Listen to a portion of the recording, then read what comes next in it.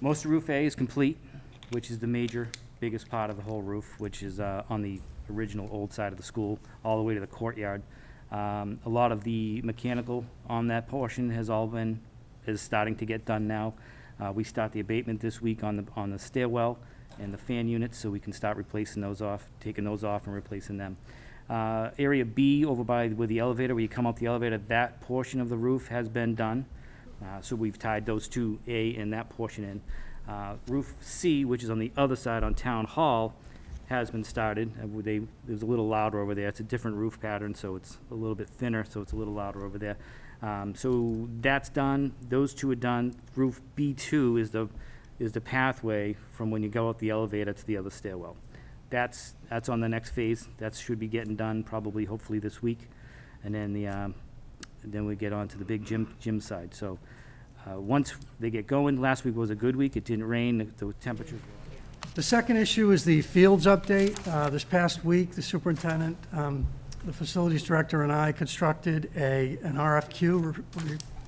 Request for proposals, R.F.P. Qualifications, yeah. Or qualifications. And with that, we are addressing the bleachers, the track, the concession stand modifications to meet ADA and bathrooms, et cetera, and also security and sound issues at the field.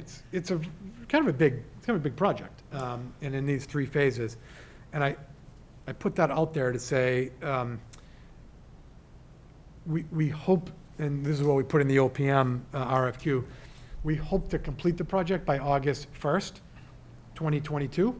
The goal would be to have it fully functional for the 2022-2023 school year. I honestly can't sit here and guarantee you that that's going to happen because we're still so early in these phases, but that's our goal. The commissioner came out and announced that he was extending the mask requirement through at least, and he used that term very clearly, through at least November 1st, 2021. And so, through at least November 1st, 2021, it's going to be status quo for us, where public school students and staff in all grades are required to wear masks indoors.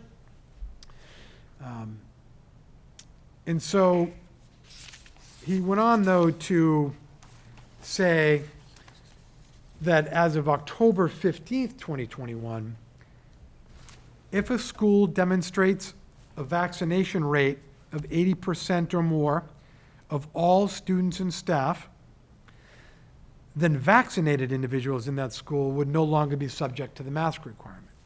Whether or not a school district avails themselves of the 80% vaccination off-ramp, is what they're calling it, is a local decision to be made by school and district leaders in consultation with local health officials. They do recognize that 80% threshold is significant, and I'm not saying that North Attleboro would meet it, but that they are looking at potentially other metrics to allow districts to use that off-ramp. It's hard to believe that 5 years ago, we just gone through the first step, and we received the expectation to complete a special progress report.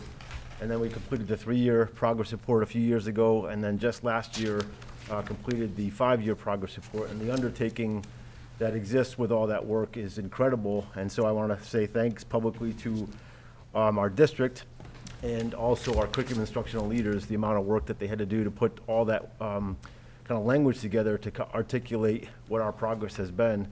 And so I'm proud to say tonight that NEASC has accepted our 5-year progress report that was submitted last year. So we're very proud of that work, and we're at a great point with NEASC. And it obviously takes a school, it takes a vision, it takes a community, and that NEASC report proved very valuable in identifying and obtaining all those different resources to help North Attleboro High School grow and improve as significantly as it has in the last 5 years. That I, as a parent for the last 5 years, the growth and the change at the high school has been a lot of work by you and your team. It's just so, I was very nervous when my son was in 8th grade going into the high school with everything that was happening at the time, and just the amount of change and the amount of work that's been done to make that a better program for our students is just incredible. So I appreciate this update, and it's definitely, there's a lot of work behind it. So Sure, thank you.